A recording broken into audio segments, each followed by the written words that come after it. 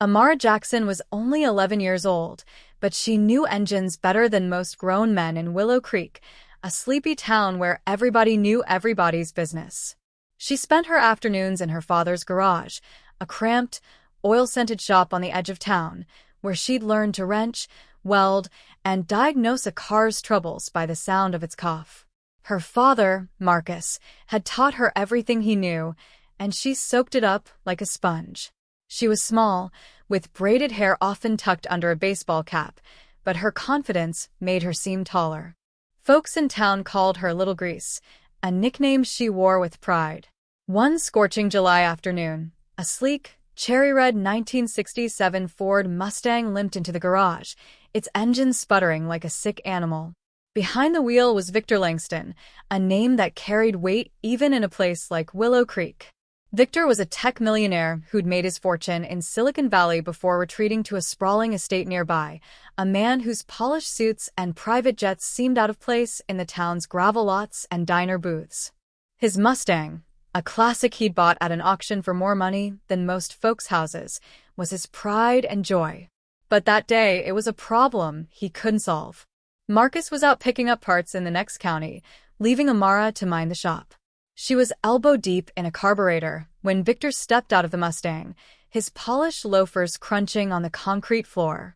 He looked around, expecting a seasoned mechanic, not a kid in overalls. Amara wiped her hands on a rag and approached him, her eyes already scanning the car. "What's wrong with it?" she asked, her voice steady, like she'd done this 1,000 times. Victor raised an eyebrow, clearly skeptical. "It's making a rattling noise, and it's losing power. I need someone who knows what they're doing." Amara didn't flinch. "Pop the hood," she said, grabbing a flashlight. Victor hesitated but complied, figuring he had no other options in this one-horse town. She leaned over the engine, her small hands moving with purpose, checking hoses, tapping components, and listening intently as she turned the key to start it. The rattle was sharp, metallic, like something was loose deep inside. "Sounds like a timing issue," she said, almost to herself. "Could be the distributor or a loose camshaft." Victor crossed his arms, unimpressed. "You're a little young to be playing mechanic, aren't you?" Amara glanced up, her brown eyes unflinching. "Age doesn't fix cars. Hands do." She went back to work, pulling tools from a nearby bench with the ease of someone twice her age. Over the next hour, Amara methodically disassembled parts of the engine, explaining each step as she went, though Victor barely followed. She found the problem: a misaligned timing chain and a worn distributor cap. She adjusted the chain, replaced the cap with a spare from the shop stock, and tightened everything down.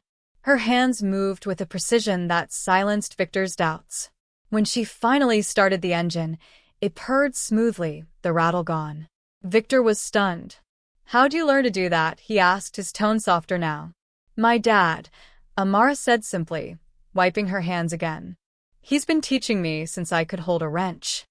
As she spoke, Victor's eyes caught something, a glint on her right hand. A ring, simple but striking, sat on her finger. It was silver, with a small, intricately carved emblem that looked like a coiled serpent eating its own tail. He froze, his breath catching. He knew that design. It wasn't just any ring. "Where did you get that?" he asked, his voice low, almost urgent. Amara glanced at her hand, surprised by the question. "It was my mom's. She gave it to me before she passed." Victor's face tightened, and he stepped closer, his eyes locked on the ring. "Your mother, what was her name?" "Evelyn Jackson," Amara said, her voice softening at the memory. "She died when I was 6. Victor's knees buckled slightly, and he steadied himself against the Mustang. Amara didn't know it, but that ring was a piece of a past he'd buried long ago. He took a deep breath, trying to keep his composure. "Can you tell me about her?" he asked, his voice barely above a whisper. Amara hesitated, unsure why this stranger cared so much. But something in his eyes, grief, maybe, or something deeper, made her talk. She told him how Evelyn had been a brilliant engineer, designing prototypes for a tech company before she settled in Willow Creek with Marcus. She'd loved cars, too, and had taught Amara her first lessons about engines. The ring, Evelyn had said, was a family heirloom, something passed down through generations. She'd worn it every day until she got sick, and then she'd given it to Amara, telling her to keep it close. Victor listened intently, his mind racing. He didn't tell Amara then, but the ring was no ordinary heirloom. It was a symbol, one he'd last seen 20 years ago on the hand of a woman he'd loved, a woman he'd worked with at his first startup, a brilliant engineer named Evelyn Carter. They'd been close, closer than he'd ever admitted to anyone, but life had pulled them apart. He'd left for Silicon Valley, chasing ambition, while she'd stayed behind, choosing a quieter life. He hadn't known she'd changed her name or had a daughter.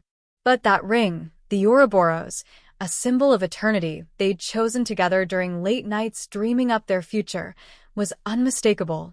He didn't say any of this to Amara. Instead, he thanked her for fixing the Mustang, paid the bill, and left a tip that was more than the cost of a repair.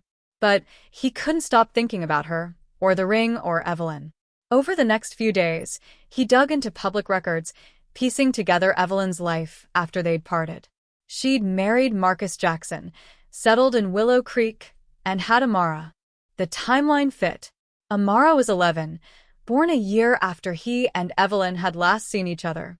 The math gnawed at him, raising questions he wasn't ready to face. Victor returned to the garage the following week, this time with a pretext. He wanted Amara to check the Mustang's alignment. In truth, he wanted to see her again, to understand more about the girl who wore Evelyn's ring. Amara was just as focused as before, crawling under the car to inspect the suspension. Victor watched her work, marveling at her skill, but his eyes kept drifting to the ring. Finally, he couldn't hold back. "That ring," he said, as she slid out from under the car. "Did your mom ever tell you where she got it?"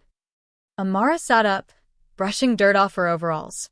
"She said it was from her family, but she didn't talk much about it." "Why do you keep asking?" Victor hesitated, choosing his words carefully. "I knew someone who had a ring like that a long time ago. It's rare." Amara tilted her head, studying him. "You knew my mom?"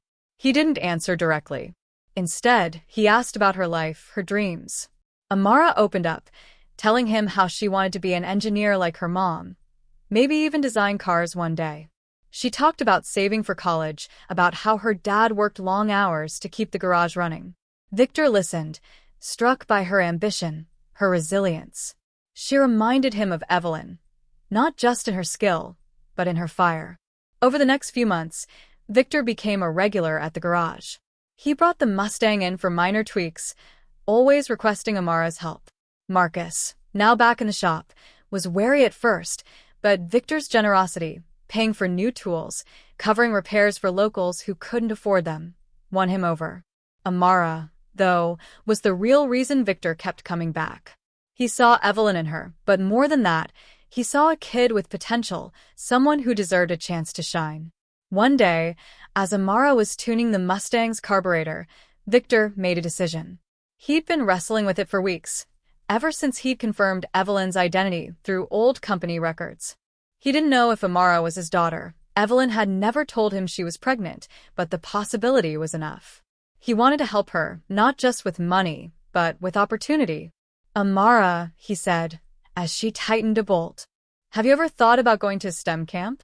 There's one in California, the best in the country.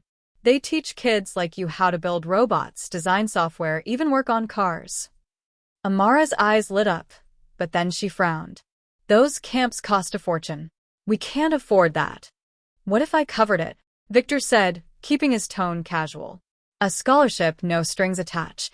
She looked at him, suspicious. "Why would you do that?" "Because you're good," he said, and he meant it. "You've got something special, and I want to see where it takes you." Amara didn't say yes right away. She talked it over with Marcus, who was hesitant but saw the opportunity for what it was. Eventually they agreed.